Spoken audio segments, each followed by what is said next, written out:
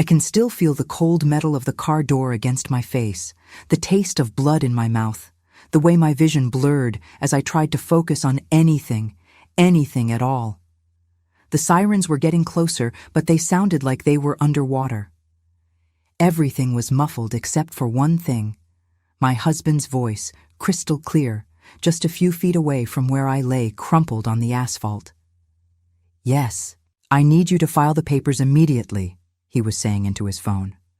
"She won't make it through the night. I want everything transferred before morning." His voice held no panic, no grief, just cold efficiency. The voice of a man completing a business transaction, not watching his wife die. I wanted to move, to scream, to let him know I could hear every word, but my body wouldn't respond. I was trapped in my own skin, a prisoner to the medication he'd been feeding me for years. Through the haze of pain and confusion, I heard him continue. "Yes, all of it. The life insurance, the property, everything. The documents are ready. We just need to execute them before anyone asks questions." There was a pause. He must have been listening to whoever was on the other end. Then, and this is what still haunts me in the darkest hours of the night, I heard him laugh. A short, quiet sound of satisfaction. "No, don't worry. There won't be an autopsy. Her medical history is well documented. Dr. Matthews will sign off on it as complications from her condition. Everything's in place." The EMTs arrived then, their voices loud and urgent as they rushed to my side. David's tone changed instantly, transformed from cold businessman to devastated husband in the space of a heartbeat. "Please, please help her," he cried, and if I hadn't just heard what I'd heard, I would have believed his performance. "She's all I have." That's when I knew. That's when everything I'd believed for the past 3 years shattered like the windshield of our car. That's when I understood that the man I'd trusted with my life, my heart, my future, had been methodically planning my death. But I'm getting ahead of myself. Let me take you back to the beginning, to when I still thought I was the luckiest woman in Phoenix, to when I believed in fairy tales and second chances. My name is Rebecca, and I'm 58 years old. 3 months ago, if you'd asked me to describe my life, I would have smiled and told you about my wonderful husband David, our beautiful home in Scottsdale, and how grateful I was that he took such good care of me during my health struggles. I would have told you I was blessed. I would have been lying to myself. It started so subtly I didn't even notice. Looking back now, I can see the pattern. But when you're living it, when you're the frog in the slowly boiling water, you don't realize you're being cooked alive until it's almost too late. David and I met 5 years ago at a charity fundraiser downtown. I was a real estate agent, successful, independent, recently widowed after my first husband passed from cancer. David was charming, attentive, and he swept me off my feet with a courtship that felt like something out of a romance novel. He was a financial consultant, or so he said. He had that easy confidence that made you believe he could solve any problem, handle any crisis. I remember the exact moment I fell for him. It was our 3rd date, a wine tasting in Old Town Scottsdale. The Arizona sun was setting, painting the sky in shades of orange and pink that seemed almost too beautiful to be real. David had just told a story about his childhood in Montana, about how his father taught him that integrity was the only currency that truly mattered. "A man's word," he'd said, looking directly into my eyes with such sincerity it made my heart skip, "is everything. Without it, you're nothing." I'd believed every word. God, how I'd believed him. He'd asked me about my first husband that night, listened with such compassion as I talked about Tom's battle with cancer, about watching him waste away over 18 months, about the grief that had nearly consumed me. David had reached across the table and taken my hand. "You deserve happiness, Rebecca. You deserve someone who will cherish you, protect you, never make you face anything alone again." I'd squeezed his hand back, feeling tears prick my eyes. "Thank you for understanding." "Always," he'd promised. "I'll always understand you." That should have been my first warning. When someone promises to always understand you after 3 dates, they're selling you a fantasy.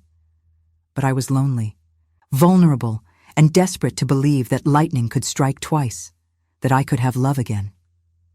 We married after 8 months. Fast, I know, but at our age, why wait? My friends were happy for me. My daughter Sarah, who lived in Seattle with her family, was cautiously supportive. "Just be careful, Mom," she'd said over the phone. "Make sure you keep your finances separate for now." I should have listened to her, but David had been so persuasive. "Becca, honey, keeping things separate sends a message that we don't trust each other. We're building a life together. That means sharing everything, doesn't it?" He'd made it sound so reasonable, so romantic. What kind of wife doesn't trust her husband? What kind of marriage has walls built through the middle of it? So I'd signed the papers, combined our accounts, put his name on my house, given him access to everything I'd worked 30 years to build. The first year was wonderful. David was everything I'd hoped for in a second chance at love. He made me laugh, took me to nice restaurants, planned weekend getaways to Sedona and San Diego. He encouraged me to slow down at work, to take better care of myself. "You're not getting any younger, Becca," he'd say with that gentle smile. "You need to enjoy life a little more." So I cut back my hours. Then I stopped taking new clients. Then about 2 years into our marriage, I retired completely. David said we didn't need the money, that his investments were doing well, and that I deserved to relax after working so hard for so many years. I remember my last day at the real estate office. My colleagues threw me a small party, cake and champagne in the conference room. My boss, Martha, pulled me aside. "Rebecca, are you sure about this? You're at the top of your game. Last year you were our highest earner." I'd laughed it off. "I'm 56, Martha. I've earned the right to slow down, haven't I?" "Of course you have," she'd said. But something in her eyes had seemed concerned. "It's just, you seem different lately. Are you happy?" The question had caught me off guard. Was I happy? I must have been. David loved me, took care of me, wanted me to rest and enjoy life. That was happiness, wasn't it? "I'm very happy," I'd told her firmly. "David and I are building a beautiful life together." Martha had nodded, but her expression remained doubtful. "Well, if you ever want to come back, the door is always open." I'd hugged her, thanked her, walked out of that office for the last time. I didn't know it then, but I was walking away from more than just a career. I was walking away from my independence, my identity, my safety net. That's when the health issues started. It began with headaches. Terrible, blinding headaches that would strike without warning. David was so concerned. He took me to his personal physician, Dr. Matthews, who ran a battery of tests. The results were concerning, he said. My blood pressure was dangerously high. I needed medication, needed to be monitored closely. I trusted him. I trusted them both. I remember sitting in Dr. Matthews's office, a sterile room with diplomas on the wall that I never thought to verify, listening to him explain my conditions with such authority. "Mrs. Patterson, these numbers are quite alarming. Your blood pressure is at stroke levels. Without immediate intervention, you're at serious risk." The fear had been instant and visceral. A stroke. My mother had died from a stroke at 62. The thought of following the same path terrified me. "What do I need to do?" I'd asked, my voice shaking. "We'll start you on a medication regimen," Dr. Matthews had said, already writing prescriptions. "And your husband mentioned you've been experiencing some memory issues as well?" I'd looked at David, confused. Memory issues. David had given me that patient, concerned look that I would come to know so well. "Honey, remember, you've been forgetting conversations, misplacing things. Just last week you couldn't remember where we went for dinner the night before." Had I? The incident felt fuzzy, uncertain. Maybe he was right. Maybe I had forgotten. "It could be early signs of cognitive decline," Dr. Matthews had said gently. "Very common in women your age, especially with high blood pressure. The two often go hand in hand. We'll add something to help with that as well." The pills came next, little blue ones in the morning, white ones at lunch, yellow ones before bed. David set up a pill organizer for me, made sure I never missed a dose. He was so attentive, so caring. He'd bring me water, watch me swallow each pill, kiss my forehead afterward. "I can't lose you, Becca," he'd whisper. "You have to take care of yourself." But instead of getting better, I got worse. The headaches continued. Then came the dizziness, the confusion, the moments where I'd forget what I was saying mid-sentence. I'd walk into a room and have no idea why I was there. I'd look for my keys and find them in the refrigerator.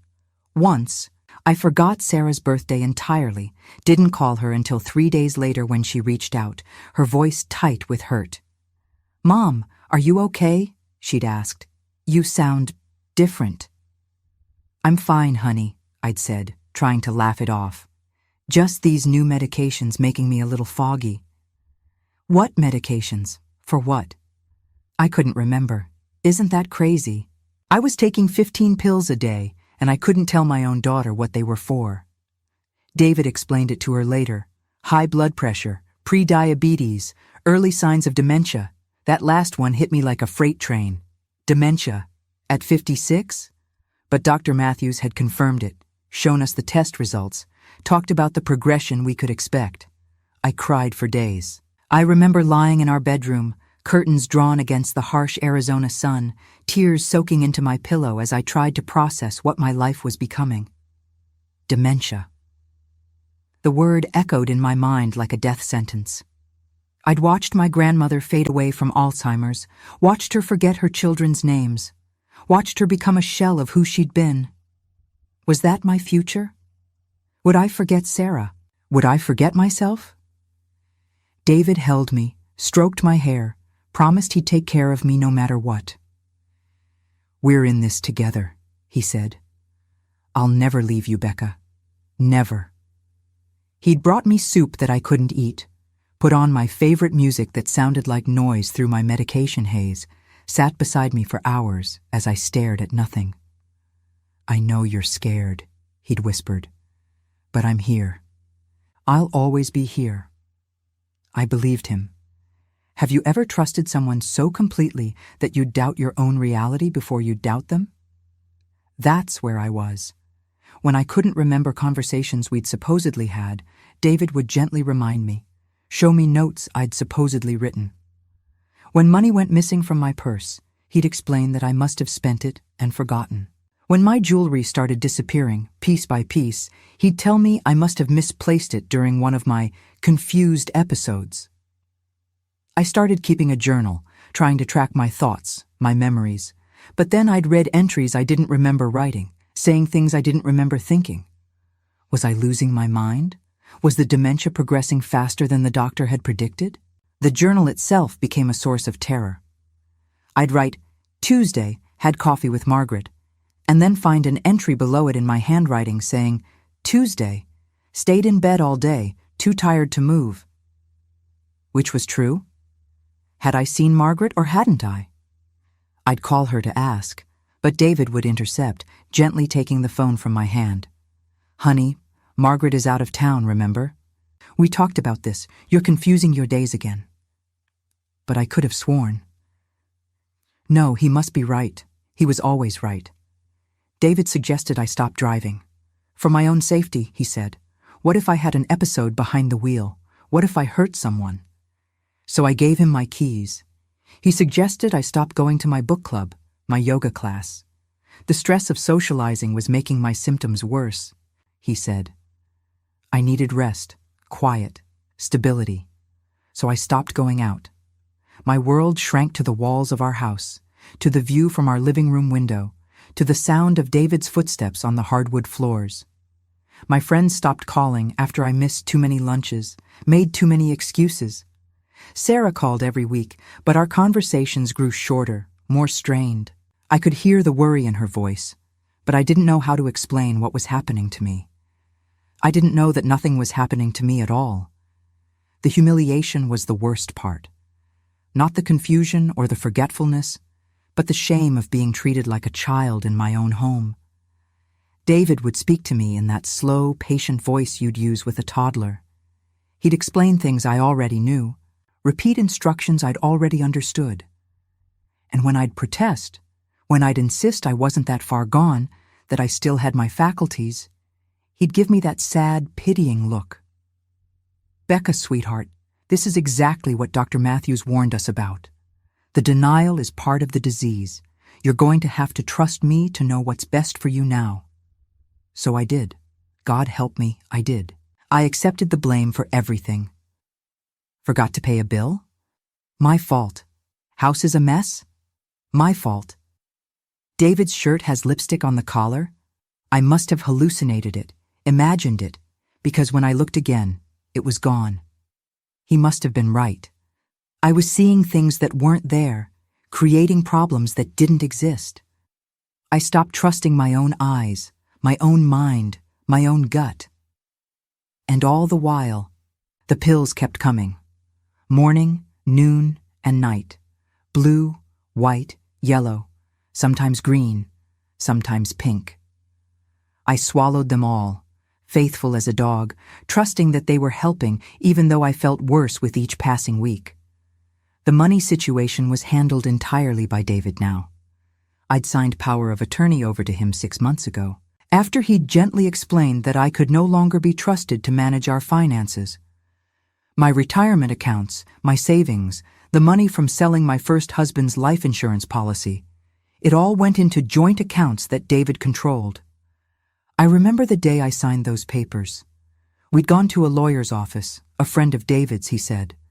The attorney had been professional but hurried, pushing papers across his desk, pointing where I should sign. "Mrs. Patterson, do you understand what you're signing?"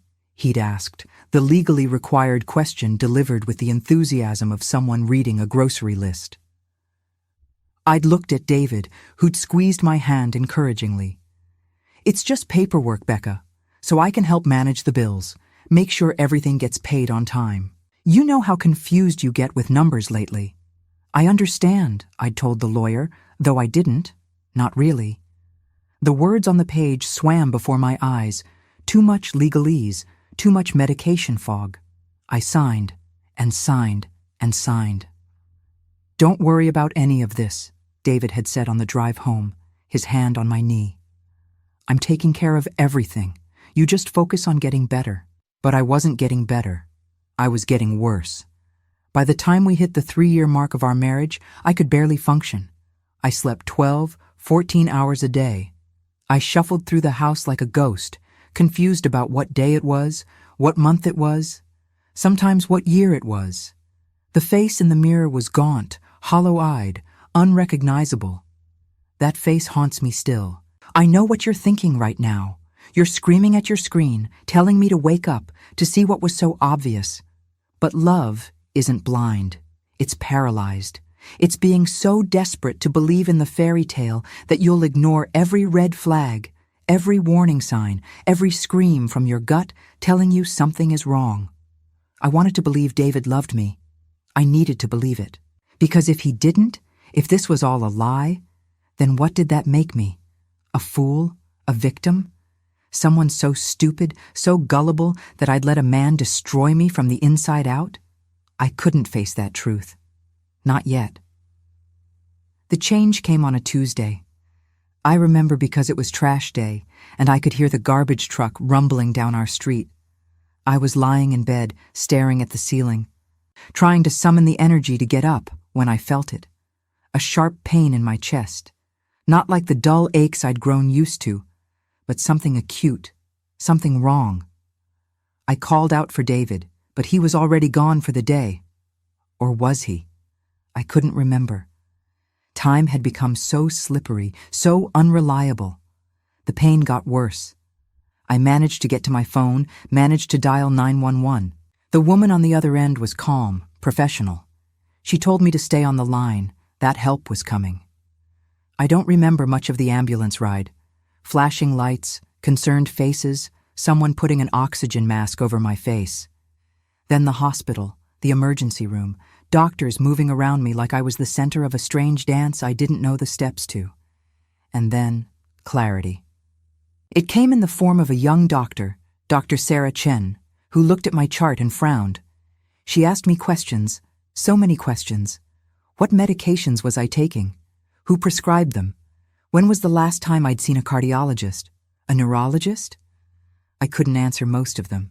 David handled all of that. Dr. Chen stepped out of the room. I could hear her voice in the hallway, sharp with concern. When she came back, she had a nurse with her. They drew blood, lots of it. They hooked me up to monitors, ran tests I didn't understand. Hours passed. David showed up, all concern and worry, holding my hand, asking the doctors what was wrong with his poor wife. That's when Dr. Chen did something that saved my life. She asked David to step outside. She wanted to talk to me alone. The moment the door closed behind him, her whole demeanor changed. "Mrs. Patterson," she said quietly, pulling a chair close to my bed and sitting down so we were at eye level. "I need you to be completely honest with me. Do you feel safe at home?" I stared at her, confused. "Of course I do. Why would you ask that?" She glanced at the closed door, then back to me, her expression grave. "Your blood work is showing some concerning things. You have extremely high levels of certain medications in your system. Medications that, in these quantities, would cause exactly the symptoms you've been experiencing: confusion, memory loss, fatigue, disorientation." My heart started racing, the monitor beside me beeping faster. "But Dr. Matthews prescribed those, for my conditions." "What conditions, specifically?" "High blood pressure, pre-diabetes, dementia." Dr. Chen's jaw tightened. She pulled out a tablet, showed me numbers and charts I couldn't fully comprehend through my medication haze. "Mrs. Patterson, according to the tests we just ran, you don't have any of those conditions. Your blood pressure is normal. Your glucose levels are normal. And there's no indication whatsoever of any kind of dementia or cognitive decline. Your brain function is completely healthy for someone your age." The room started spinning, and not from the medications this time. That's not possible. I've been on these medications for 2 years. Dr. Matthews said, I need to see Dr. Matthews' credentials and the test results that led to these diagnoses, Dr. Chen interrupted, her voice firm but kind. "Mrs. Patterson, Rebecca, I need you to understand what I'm telling you. The levels of benzodiazepines and antipsychotics in your blood they're not therapeutic. They're toxic. Someone has been giving you medications you don't need, in doses that would make anyone confused and disoriented." The words hung in the air between us. Someone, not something, someone. "Are you saying—" I couldn't finish the sentence, couldn't voice the terrible thought forming in my mind. "I'm saying that I'm required by law to report this. This is a very serious situation." She left me alone with my thoughts, and that's when the memories started flooding back. Not lost memories, not forgotten moments, but suppressed observations. The times I'd caught David on the phone and he'd hung up quickly. The way he'd discouraged me from seeing Sarah. The insurance papers I'd signed without reading because my eyes were too blurry. The way our friends had slowly disappeared from our lives. The way he'd isolated me, piece by piece, pill by pill. I thought about elder abuse forensic centers and how they increase prosecutions by 9 times when victims finally get the support they need. The knowledge crystallized in my mind. What was happening to me had a name, had precedent, had solutions. I wasn't crazy. I was being poisoned. Dr. Chen returned with security. "Mrs. Patterson, I'm admitting you for observation. We're going to flush these medications out of your system and monitor you closely. And I'm required by law to report this. If what I suspect is true, this is a case of medical abuse and fraud." David tried to object, tried to take me home, but the hospital had already called the police. I watched his face change as he realized he'd lost control of the narrative. The mask slipped just for a moment, and I saw something cold and calculating beneath the concern. That's when I knew, with absolute certainty, that everything had been a lie. They kept me in the hospital for 4 days. 4 days without David's pills. 4 days of my head slowly clearing, of the fog lifting, of feeling like myself again for the first time in 2 years. The first day was the hardest. My body, so used to the medications, screamed for them. I shook, sweated, felt waves of nausea that left me clutching a basin. But through it all, Dr. Chen stayed close. "This is withdrawal," she explained, checking my vitals every few hours. "Your body has become dependent on these drugs, but we're managing it safely, giving you just enough to prevent dangerous symptoms while we wean you off." By the second day, something remarkable happened. I woke up and knew what day it was. Tuesday. I knew where I was. Phoenix Memorial Hospital, room 342. I knew why I was there. Because my husband had been poisoning me. The clarity was startling, almost painful, like coming out of a dark tunnel into bright sunlight. My thoughts were my own again, sharp and clear and angry. Dr. Chen visited me every day, explaining what they'd found. I'd been systematically overdosed on antipsychotics, benzodiazepines, and other medications that had no medical justification. The dementia had been chemically induced. The confusion, the memory loss, the personality changes, all of it had been caused by the drugs David had been giving me. The antipsychotics alone, Dr. Chen explained on day 3, sitting beside my bed with my chart in her lap, would cause cognitive impairment, memory issues, confusion. The benzodiazepines would amplify that, add physical dependence, make you drowsy and uncoordinated.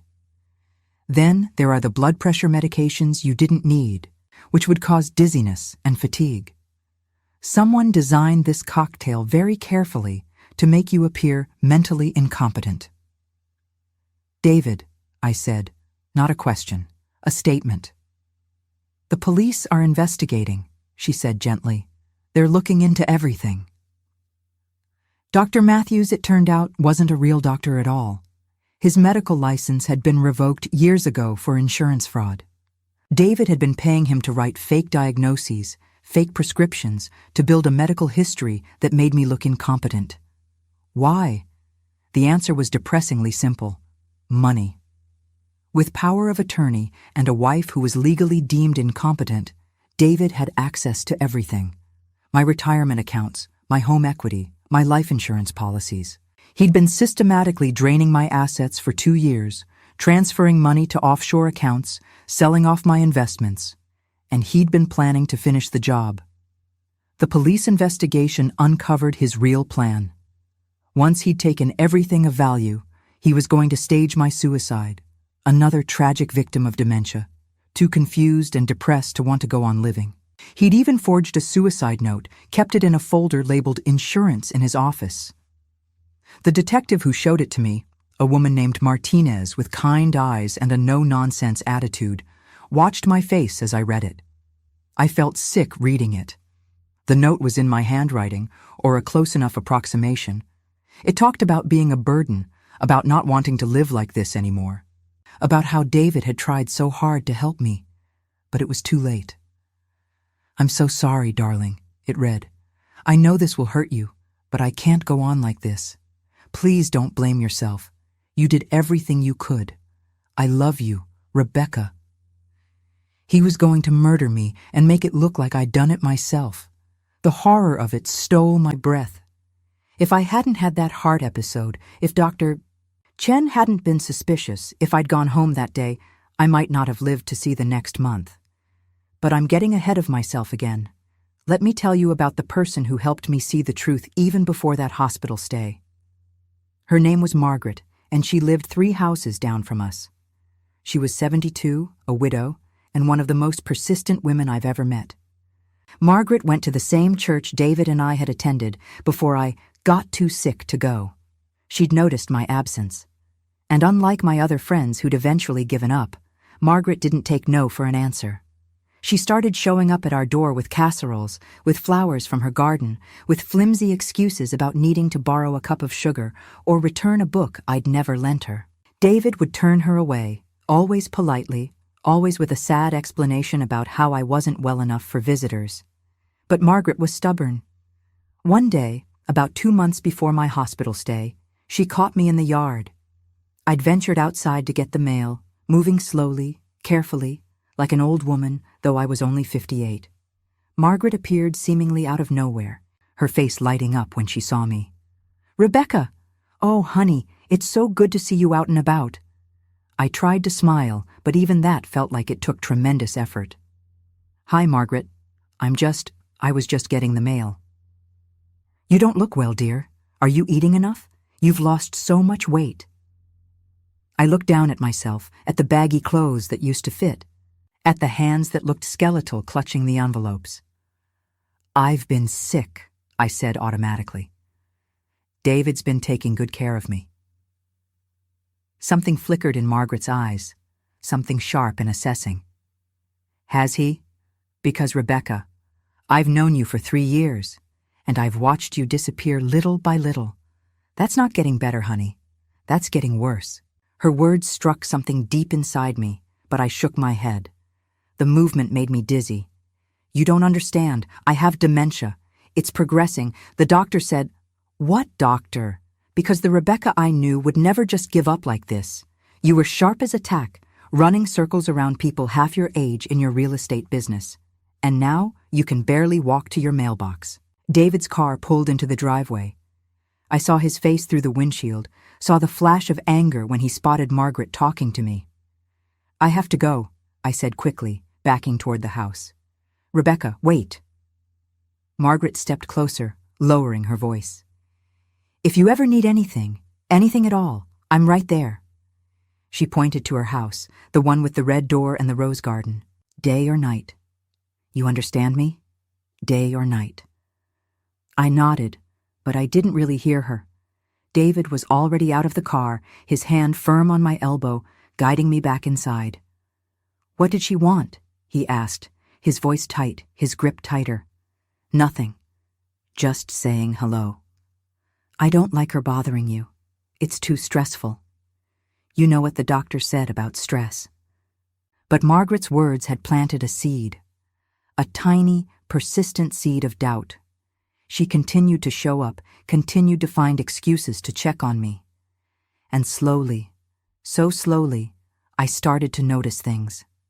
The way David's concern only appeared when others were watching. The way his patience disappeared the moment we were alone. The way he controlled every aspect of my life, from what I ate to when I slept to who I could talk to. Then came the incident that made everything crystal clear. It was a Sunday afternoon. David had gone to play golf, or so he said. I was alone in the house, shuffled to the bathroom, and that's when I caught my reflection in the full-length mirror on the door. I stopped, stared. I didn't recognize myself. The woman in the mirror was gaunt, hollow-eyed, her skin gray and lifeless. She looked 70, 80 years old. She looked like she was dying. I stepped closer, studying this stranger's face. Where had I gone? Where was the woman who used to run 5 miles every morning, who closed million-dollar deals, who laughed loud and loved hard? When had I become this ghost? My hair, once thick and dark with just a few silver threads, hung limp and dull around my face. My cheekbones protruded sharply. My collarbones jutted out like bird wings. My eyes, sunken in dark circles, stared back at me with a confusion that bordered on panic. I raised a trembling hand to touch my face, watching the mirror image do the same. My skin felt papery, thin, like it might tear under my fingers. This couldn't be me. This couldn't be the woman who'd built a successful career, who'd raised a strong daughter, who'd survived grief and come out the other side ready to live again. But it was. This was what I'd become. I stood there for what felt like hours, just looking, really looking at what I'd allowed myself to become. And in that moment of clarity, sharp and painful as a knife, I knew. Something was very, very wrong. That's when I started paying attention. Really paying attention. To the pills David gave me. To the way he watched me swallow them. To how much worse I felt after taking them versus before. To the labels on the bottles that listed side effects: confusion, memory loss, drowsiness, disorientation. I started reading the bottles when David wasn't looking. Googling the medications on my phone, deleting the search history afterward. What I found terrified me. Antipsychotics. For schizophrenia, for severe bipolar disorder, for conditions I'd never been diagnosed with. Benzodiazepines in doses that would sedate a much larger person. Blood pressure medication strong enough to make me constantly dizzy. Why would I be taking these? Why would any doctor prescribe this combination? Unless the goal wasn't to help me. Unless the goal was to harm me. That's when I started to fight back. It started small. I'd pretend to take the pills, but I'd hide them under my tongue, spit them out when David left the room. I kept them in a plastic bag hidden in my tampon box, the one place I knew David would never look. The deception made my heart race every time. I'd stand there in the bathroom, the pills under my tongue making my mouth bitter, listening to David's footsteps, waiting for him to move away. Then I'd spit them out, add them to my growing collection of evidence. The first time I did it, my hands shook so badly I nearly dropped the pills down the sink. What if he noticed? What if he checked my mouth? What if he knew? But he didn't. He trusted that I was broken enough, confused enough, to do exactly as I was told. Within 3 days of stopping the pills, my head started to clear. It was subtle at first, like someone turning up the dial on a radio that had been stuck on static. I woke up one morning and remembered what I'd dreamed about. Such a small thing, but I hadn't remembered a dream in over a year. Within a week, I could think clearly for the first time in months. I found myself doing a crossword puzzle, something I used to love but hadn't been able to manage in years. The words came to me. My hand moved steadily across the page, and I cried with relief at this simple act of competence. Within 2 weeks, I knew I was in danger. Because now that I could think clearly, now that the fog had lifted, I saw everything David had been doing with crystal clarity. I saw the pattern, the isolation, the control, the systematic destruction of my identity and autonomy. And I understood, with a terror that made my blood run cold, that this couldn't end well. Men who go to these lengths don't just give up. They don't let their victims walk away. They finish what they started. The clarity came with a price. My body, dependent on the medications, rebelled. I shook with withdrawal, sweated through my sheets at night, felt waves of anxiety that left me gasping. But through it all, my mind sharpened, and I started planning. I couldn't just leave. David controlled all the money, my car, everything. I had no cash, no credit cards in my own name, nowhere to go. If I tried to leave and he caught me, what would he do? Would he force the pills down my throat? Would he take more drastic measures? I started hiding small bills when I could find them. A $5 note left on the counter, a 10 in David's pocket when I did laundry. I stashed them in the spine of an old cookbook on the bottom shelf, the one I knew he'd never open. After 2 weeks, I had $63. Not enough to run, but enough to make a phone call, buy a bus ticket if I had to. I needed evidence. I needed help. I needed someone to believe me. I started taking photos of the pills with my phone, careful to delete them from the camera roll, but back them up to a cloud account David didn't know about. I took pictures of the bottles, the labels, the dosages. I documented everything. One night, when David was supposedly at a business dinner, I snuck into his office. My heart pounded so hard, I thought it might break through my chest. I'd never violated his privacy before, never had reason to. But now, I needed to know the truth. What I found in his filing cabinet made me sick. There were insurance documents, recent ones, with my signature forged at the bottom. Policies I'd never seen, never agreed to, all with David as the sole beneficiary. There was a folder labeled Medical History full of fake test results, fabricated doctor's notes, a paper trail that painted me as a woman in severe cognitive decline. And there, in a folder marked Final, was the suicide note. My handwriting, or close enough to fool anyone who wasn't an expert. Dated for next month. He'd given himself a deadline. In 30 days, I was supposed to be dead. That's when the heart episode happened. That's when Dr. Chen discovered the truth. That's when everything came crashing down. But I'm still here. I'm still alive. And now it's time for the reckoning. They released me from the hospital on a Friday. The police had already arrested David on charges of fraud, forgery, and elder abuse. Dr. Matthews had been taken into custody as well. But I knew the legal system would take time, knew that David's lawyer was already working on bail, working on building a defense. I needed to act fast. My first call was to Sarah. She answered on the second ring, and the relief in her voice when she heard me, really heard me, clear and coherent, almost broke me. "Mom? Oh my God, Mom, you sound like yourself again." "I am myself again, honey, and I need your help." I told her everything, every detail, every pill, every lie. I heard her crying on the other end of the line, heard her rage and her guilt. "I should have known," she kept saying. "I should have done something." "You couldn't have known, sweetheart. He was very good at what he did. But now I need you here. Can you come?" She was on a plane the next day. My second call was to Margaret. She came over immediately, took one look at me, and burst into tears. "I knew it," she kept saying, holding my hands in hers. "I knew something wasn't right. I just couldn't prove it." "You saved my life," I told her, "by not giving up on me, by being persistent. You planted the seed that made me start questioning." Margaret's eyes were fierce behind her tears. "What do you need? What can I do?" "I need you to be my witness, to testify if it comes to that, to tell them how I changed, how David isolated me, how things weren't right." "Done," she said, without hesitation. "Whatever you need." Together, Sarah and Margaret helped me piece together exactly what David had done. We gathered documents, bank statements, medical records. We found the forged papers, the fake diagnoses, the money trails. David had stolen over $900,000 from me. My retirement, my savings, the life insurance payout from my first husband, the proceeds from selling my real estate business. All of it, gone, funneled into accounts I couldn't access. But here's what he hadn't counted on.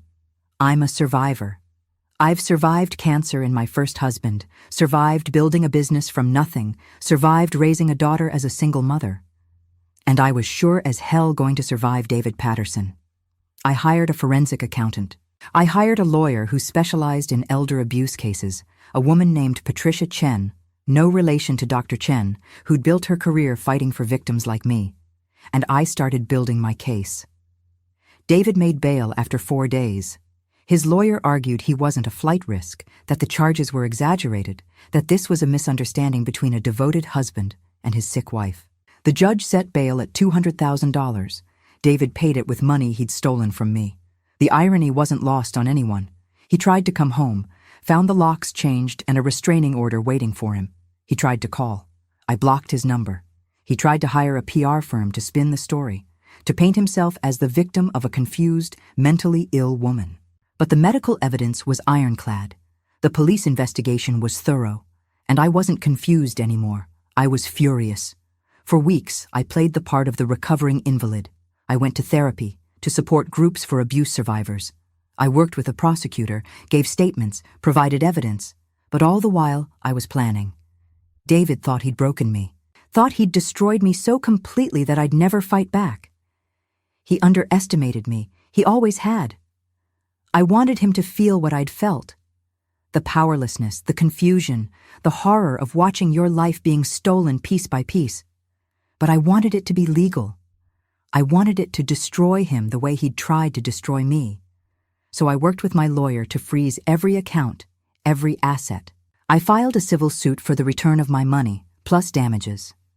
I gave interviews to local news stations, told my story, warned other women about the signs of financial abuse and medical exploitation. David's reputation crumbled overnight. His consulting business, which I learned had been operating without a proper license for years, was investigated. Clients pulled out. Colleagues distanced themselves. The country club where he networked revoked his membership. And through it all, I documented everything. Every failed attempt to contact me. Every angry message from his friends and family. Every piece of evidence that showed his true character. I read somewhere that 45% of victims suffer online abuse during the relationship. When I thought about it, David's control had extended into the digital realm too. He'd monitored my emails, my social media, even installed tracking software on my phone. It made sense why I'd always felt trapped, even when I was supposedly free. The criminal trial began 6 months after my release from the hospital. David's lawyer tried every trick in the book. They argued that I was still confused, still unreliable, that the medications were legitimately prescribed by a doctor I'd chosen myself. But the evidence was overwhelming. Dr. Chen testified about the medications, about the levels in my bloodstream, about how they'd been deliberately combined to create maximum cognitive impairment. She brought charts, medical records, expert opinions. She dismantled David's defense with scientific precision. The forensic accountant, a meticulous man named Robert Friedman, testified about the money transfers, the forged signatures, the systematic theft. He'd traced every dollar, followed every transaction, built a financial trail that showed exactly how David had stolen from me. Over the course of 2 years, he explained to the jury, the defendant transferred a total of $937,000 from accounts belonging to Mrs. Patterson into offshore accounts in the Cayman Islands. Each transfer was carefully structured to avoid triggering banking alerts, typically in amounts just under $10,000. Sarah testified about the change in her mother, about how I disappeared into someone she didn't recognize. I didn't know my mom anymore, she said, her voice breaking. She'd forget our conversations, miss important family events, sound confused and lost on the phone. I thought she was really sick. I thought I was losing her to dementia. I never imagined someone was doing this to her deliberately. And Margaret testified about persistence, about refusing to believe that someone could just give up on themselves that completely. Rebecca Patterson was one of the most vibrant, capable women I'd ever met, Margaret said firmly from the witness stand. And over the course of 2 years, I watched her fade away. But every time I saw her, something in her eyes, some part of her, was fighting. She wasn't giving up. She was being held down. When it was my turn to testify, I looked David directly in the eye for the first time since my hospitalization. He looked smaller somehow, diminished. The charm was gone, the mask completely dropped. He was just a man, an ordinary, pathetic man who'd tried to murder his wife for money. I told the jury everything, every pill, every lie, every moment of doubt and confusion and fear. I told them about the woman in the mirror, about the life he'd stolen, about the death he'd planned. I described the morning routine, how David would wake me, bring me water and pills, watch me swallow them, how he'd kiss my forehead and tell me he loved me, all while poisoning me. I described the isolation, how he'd cut me off from my friends, my daughter, my life, how he'd made me believe I was too sick, too confused, too much of a burden to see anyone. I described finding the suicide note, seeing my own handwriting, forged but close enough, planning my own death. He was going to kill me, I said, my voice steady despite the tears streaming down my face. He was going to make it look like I'd done it myself, like I was so confused and depressed that I couldn't go on, and he'd have gotten away with it. He'd have taken my money, my life, my reputation, everything.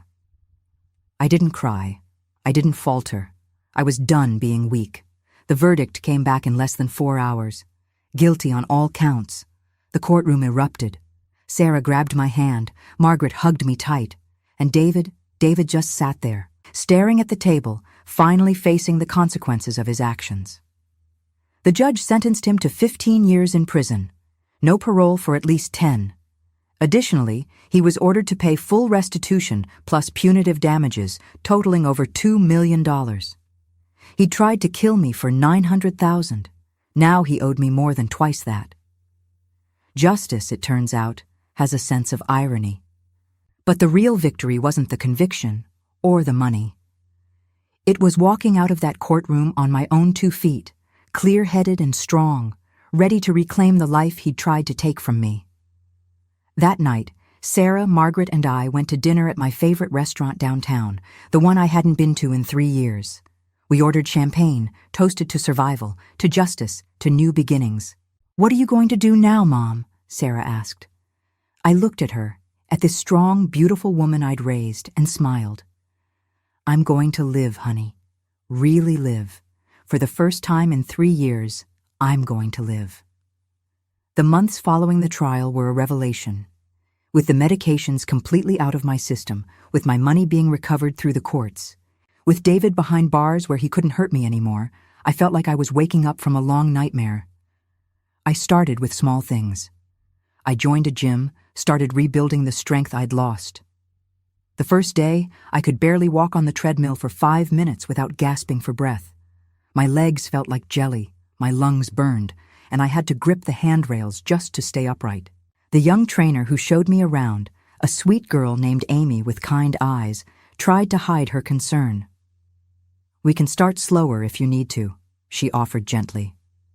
"No," I told her, my voice firmer than it had been in years.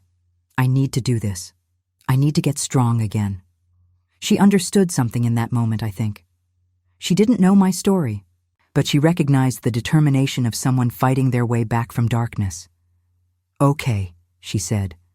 "Then let's do this together." Amy became one of my anchors in those early months. 3 times a week, she'd meet me at the gym, push me just hard enough, celebrate every small victory. The first time I ran a full mile without stopping, she high-fived me so enthusiastically that other gym members turned to look. By the end of the first month, I was jogging. By the end of the second month, I was running. The feeling of my body responding, growing stronger, obeying my commands instead of betraying me with medication-induced weakness, it was intoxicating. I remember the day I ran 3 miles without breaking my stride. I came home, stood in front of my bathroom mirror, the same mirror where I'd seen that ghost of myself, and I didn't recognize the woman staring back. But this time, it was a good thing.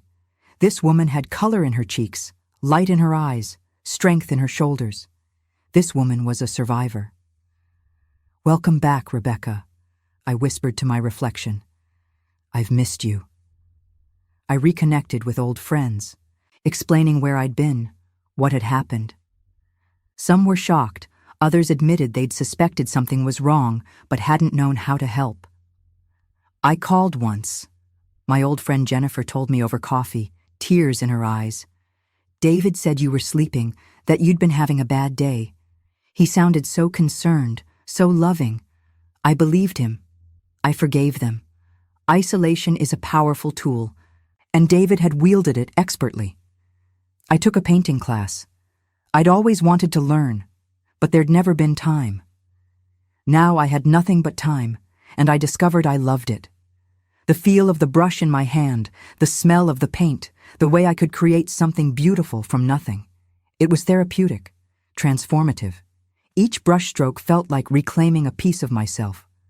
My instructor, a woman named Rosa with paint-stained fingers and an infectious laugh, encouraged me to explore darker themes. "Don't be afraid of the pain," she said, standing beside my easel. "Put it on the canvas. Let it out." So I painted my truth. Dark canvases with spots of light, caged birds and open doors, pills spilling across white surfaces like drops of poison. I sold the house in Scottsdale. I couldn't live there anymore, couldn't walk through those rooms without feeling the weight of everything that had happened. Instead, I bought a smaller place in downtown Phoenix, a loft with big windows and exposed brick and space for an art studio. Sarah helped me move in, and we spent a weekend unpacking boxes, hanging pictures, making the space mine. Not ours, not David's, mine. "I'm proud of you, Mom," she said, as we stood in the middle of my new living room, surrounded by boxes but full of possibility. "I'm proud of me too," I replied, and meant it. I started volunteering at a women's shelter, sharing my story, helping others recognize the signs of abuse. Financial abuse, medical abuse, emotional abuse, they all followed similar patterns. Isolation, control, degradation, dependence. The women I met were all ages, all backgrounds. Some were younger than Sarah, others older than Margaret. Abuse doesn't discriminate. I became a voice for others who couldn't speak yet, who were still trapped in the fog I'd escaped, and in helping them, I healed myself. 6 months after the trial, I got a letter from David. It was sent through his lawyer, a carefully worded attempt at an apology that read more like a legal document than genuine remorse.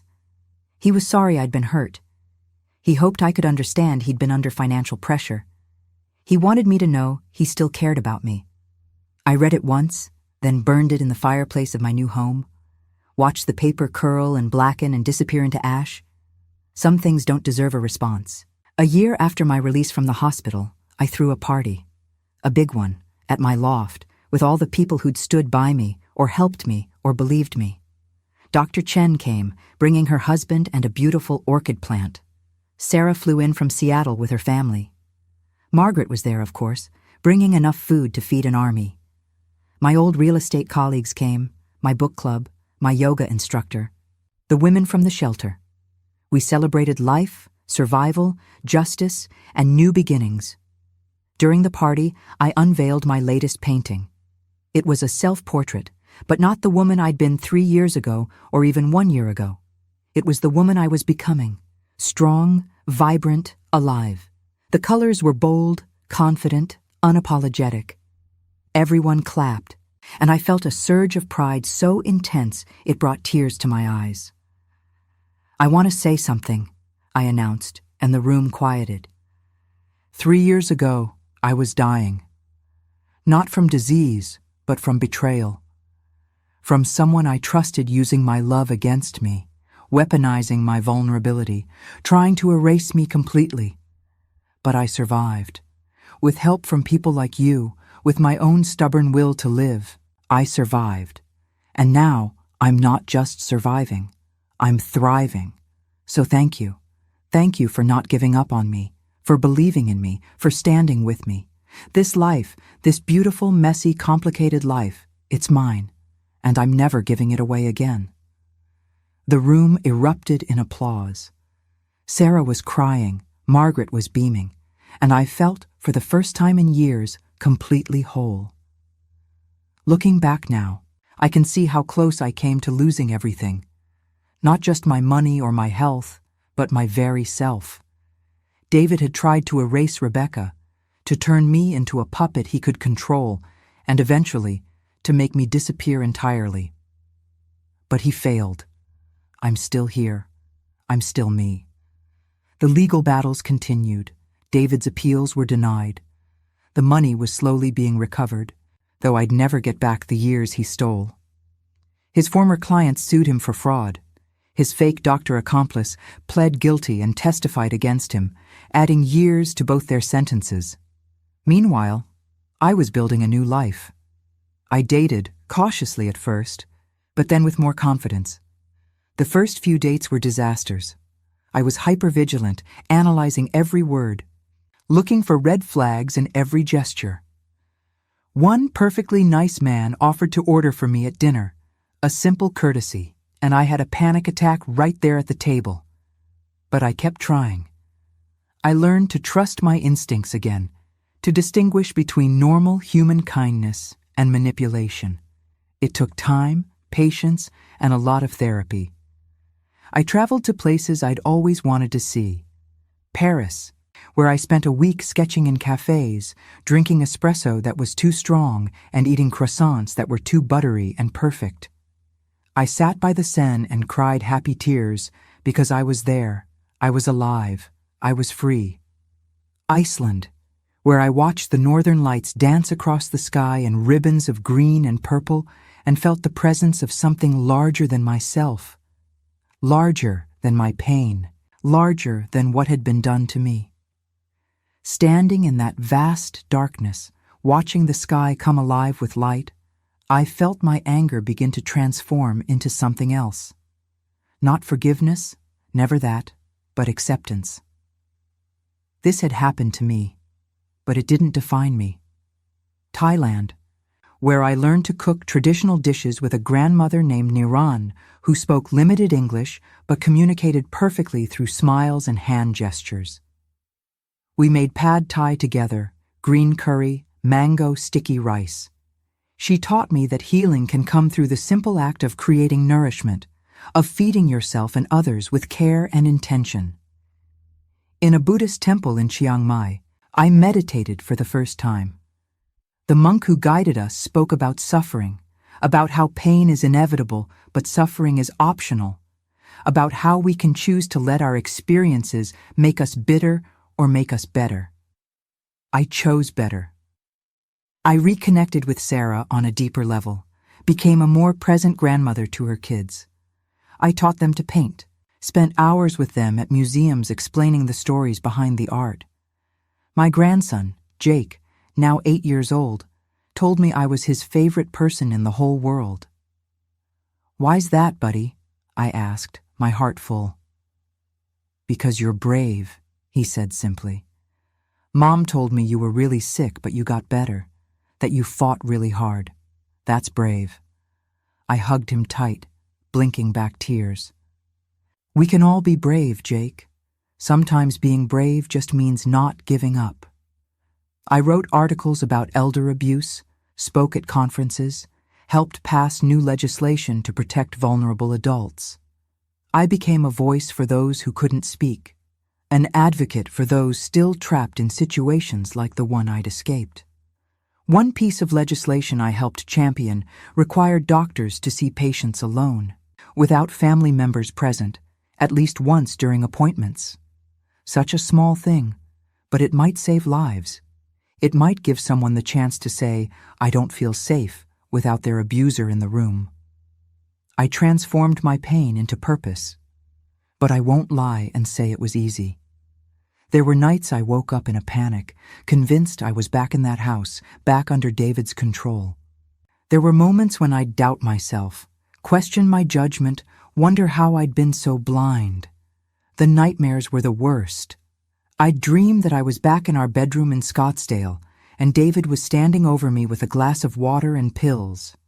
In the dreams, I couldn't move, couldn't speak, could only watch as he forced them down my throat. I'd wake up gasping, clawing at my neck, convinced I was choking.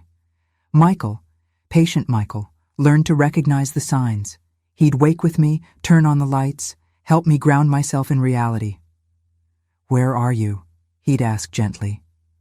"Phoenix, my loft. It's 2024. "Who am I?" Michael, you're safe. I'm safe." "That's right, you're safe. He can't hurt you anymore." It took months before the nightmares became less frequent. Even now, they come back sometimes, usually when I'm stressed or when something triggers a memory. Therapy helped. My therapist, Dr. Williams, specialized in trauma recovery. She was a no-nonsense woman in her 60s who'd heard every horror story imaginable and refused to let me minimize my own. The first time I referred to what happened as my mistake, she stopped me cold. "No," she said firmly. "Being a victim of a crime is not a mistake. Falling in love is not a mistake. Trusting your husband is not a mistake. What happened to you was a crime. David is the one who made mistakes, who made choices, who committed acts of violence against you. You survived. That's not a mistake. That's a triumph." She taught me that gaslighting creates a kind of cognitive dissonance that's incredibly difficult to overcome, that the human brain will twist itself into knots trying to reconcile two incompatible realities, that someone you love would deliberately hurt you. "You're not stupid for believing him," she'd say during our sessions. "He was systematically dismantling your reality. That's not a failure on your part. That's a testament to how skilled predators can be. They don't choose stupid victims. They choose capable, strong, independent people because there's more to take." That reframing changed everything for me.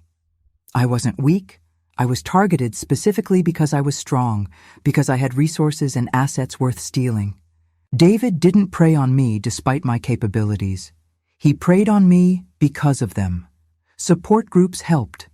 Hearing other survivors' stories, realizing I wasn't alone, that what happened to me happened to so many others, it lifted some of the shame. I met women who'd been drugged by their partners for years, men who'd been financially exploited by their spouses, adult children who'd watched their parents deteriorate under suspicious circumstances. Every story was different, but the patterns were the same. Isolation, control, escalation, and often a plan for the ultimate escape, the victim's death. One woman, Elena, had survived a poisoning attempt nearly identical to mine. Her husband had been giving her antifreeze in small doses, causing symptoms that mimicked kidney failure. She'd only survived because an emergency room doctor had seen a case years before and recognized the signs. "We're the lucky ones," Elena said during one meeting. "We got out. We survived. But for every one of us here, there are dozens who didn't make it, who died, and their deaths were ruled natural causes or suicide, and their abusers walked away rich." That thought haunts me. How many women like me never made it to the hospital, never had a Dr. Chen who asked the right questions, never had a Margaret who refused to give up? Time helped. And the knowledge that I'd fought back, that I'd won, that helped most of all. But victory doesn't erase trauma. It doesn't undo the damage. 3 years later, I still check the labels on every pill I take. I still can't fully relax when someone else cooks my food. I still have moments where I question my own memory, my own judgment, where I hear David's voice in my head telling me I'm confused, I'm wrong, I can't trust myself. The difference is, now I have other voices too. Dr. Williams reminding me I'm strong, Margaret telling me I'm a fighter, Sarah saying I'm her hero, Michael whispering that I'm incredible, and my own voice finally telling me the truth. I survived. I'm here. I won. 2 years after everything fell apart, I was invited to speak at a national conference on elder abuse. I stood on that stage, looking out at hundreds of faces, social workers and lawyers and advocates and survivors, and I told my story. I told them about the pills and the isolation and the systematic destruction of my identity. I told them about the moment in the mirror, about Margaret's persistence, about Dr. Chen's suspicion. I told them about fighting back, about reclaiming my life, about refusing to be a victim. And I told them about hope, about how recovery is possible, how justice can prevail, how you can rebuild yourself even after someone tries to destroy you completely. The standing ovation lasted 5 minutes. Afterward, dozens of people came up to me. Some were survivors sharing their own stories. Others were professionals thanking me for speaking out. Several were adult children worried about their aging parents. One woman, probably in her mid-60s, grabbed my hand and held it tight. "How did you find the strength?" she asked, tears streaming down her face. I looked at her, really looked at her, and saw myself 3 years ago. Confused, broken, desperate for someone to tell her she wasn't crazy. "The strength was always there," I told her. "I just had to remember it was mine. And you have it too. You just have to believe it." Before I finish my story, I want to share something important I learned through all of this. Something that might help you or someone you love recognize these patterns before it's too late. Medical abuse in relationships is more common than you'd think, and it's one of the most insidious forms of control. When someone weaponizes healthcare against you, they're not just stealing your money or your freedom. They're stealing your reality, your ability to trust your own mind and body. Here are the warning signs I missed, but now recognize clearly. First, medication that makes you worse instead of better. If you're taking pills that are supposed to help, but you feel increasingly confused, weak, or unlike yourself, question it. Get a second opinion from a doctor your partner doesn't know. Second, isolation from healthcare providers. If your partner insists on being present for all medical appointments, speaks for you during exams, or discourages you from seeking care independently, that's a red flag. You have the right to private medical consultations. Third, control over your medical information. If your partner manages all your medications, keeps all your medical records, and you don't have independent access to your health information, that's dangerous. You should always know what you're taking and why. Fourth, dismissal of your concerns. If you express worry about symptoms or side effects and your partner or doctor dismisses them as part of your condition without investigation, push back. Your body is telling you something. Listen to it. Fifth, gaslighting about your mental state. If you're constantly being told you're confused, forgetful, or unreliable, document everything.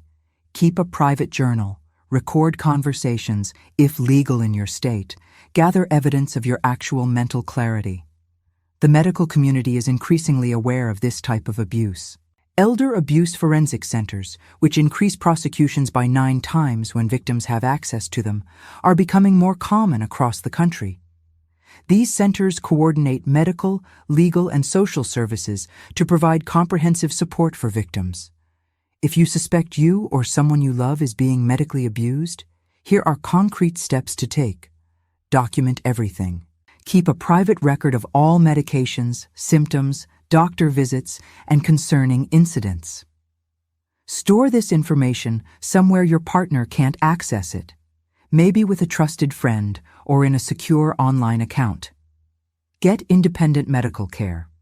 See a doctor your partner doesn't know, preferably at a hospital or clinic they're not familiar with. Be honest about your concerns. Medical professionals are mandated reporters for elder abuse. Secure your finances. If possible, open an account your partner doesn't know about. Start storing important documents somewhere safe. Consider consulting a financial advisor or elder law attorney independently. Build a support network. Reconnect with friends and family, even if it's difficult. Abusers isolate their victims because isolation makes escape nearly impossible. People like Margaret, who refused to accept excuses and kept checking on me, can literally save your life. Know your rights. In most states, you have the right to access your own medical records, to refuse treatment, to get second opinions, and to revoke power of attorney if you're competent. A lawyer specializing in elder law can help you understand your specific situation. Most importantly, trust yourself. If something feels wrong, it probably is. Your instincts are valid. Your concerns are legitimate. Don't let anyone convince you that you're too sick, too old, too confused to know your own truth. The recovery process isn't linear. Some days I still struggle with trust, with anxiety, with the lingering effects of trauma. But I'm here, I'm alive, and I'm fighting to make sure what happened to me doesn't happen to others. Studies show that victims of this type of abuse often suffer long-term psychological effects similar to PTSD. I certainly did. But they also show that with proper support, treatment, and time, recovery is absolutely possible. I'm living proof. 3 years after that terrible night in the hospital, I'm thriving in ways I never imagined possible. I've turned my art into a business, selling paintings that explore themes of survival and transformation. My pieces hang in galleries across Phoenix, and I've had collectors from as far as New York and Los Angeles purchase my work. The series that launched my career was called Chrysalis. 12 paintings documenting transformation from darkness to light, from imprisonment to freedom. The centerpiece, a large canvas titled The Woman in the Mirror, shows a figure splitting in two, the ghost-like version falling away while a vibrant, colorful version emerges. It sold for $15,000 to a domestic violence organization that hung it in their main office. The buyer, a woman named Denise who ran the organization, hugged me at the opening. "This," she said, gesturing to the painting, "this is what I want every woman who walks through our doors to see, that they can survive, that they can transform, that there's life after abuse." I've written a book about my experience, which will be published next year. The writing process was brutal, forcing me to relive every moment, every pill, every lie. But my editor, a compassionate woman named Tracy, helped me find the power in my story. "This isn't just about what happened to you," she said during one of our sessions. "It's about what you did with it, how you fought back, how you survived. That's the story that needs to be told." The book is called Poisoned Trust: How I Survived My Husband's Attempt to Erase Me. The publisher says it could help thousands of people recognize the signs of medical abuse and financial exploitation. That thought keeps me going through the difficult moments. I've become an advocate, working with lawmakers to strengthen protections for vulnerable adults. Last year, I testified before the state legislature about the need for better oversight of power of attorney agreements. The bill passed, and it's now Arizona law that anyone signing over power of attorney must be evaluated by an independent physician first. It won't stop all abuse, but it might stop some. And that's worth fighting for. And I've fallen in love again. Carefully, slowly, with my eyes wide open this time. His name is Michael. He's a retired teacher, and he makes me laugh. We met at an art gallery opening, bonded over a shared love of hiking, and took things very, very slowly. Our first date was coffee. Just coffee, in a busy cafe, in broad daylight. I told him up front that I needed to take things slow, that I had some baggage to work through. "We all have baggage," he'd said with a smile. "Mine's from a failed 20-year marriage and 2 kids who barely speak to me. We can unpack our bags together, at whatever pace feels right." I told him my story on our 5th date, all of it. We were sitting on a bench at South Mountain Park, watching the sunset paint the desert in shades of gold and crimson. I'd been planning this moment for days, rehearsing what I'd say, preparing myself for rejection or pity or horror. I watched his face carefully as I talked, looking for any signs of the manipulation I'd fallen for before. Instead, I saw compassion, respect. And when I finished, he was quiet for a long moment, processing. Then he simply said, "Thank you for trusting me with that. I can't imagine how hard that was to live through, but look at you now. You're incredible. No promises to always understand me. No rushed declarations of love. No attempts to be my savior or protector. Just acknowledgement and respect. I'm going to make mistakes," he added. "I'm going to say the wrong thing sometimes, or do something that triggers a bad memory without meaning to. When that happens, I need you to tell me, to trust me enough to communicate. Can you do that?" That's when I knew he might be worth the risk, because he understood something fundamental. Trust isn't given. It's built. Slowly, carefully, with intention and honesty. We've been together now for 8 months. He's met Sarah and her kids. I've met his children, had awkward but necessary conversations about his ex-wife and their complicated co-parenting relationship. We've had fights, worked through misunderstandings, learned each other's patterns and boundaries. It's not a fairy tale. It's better. It's real.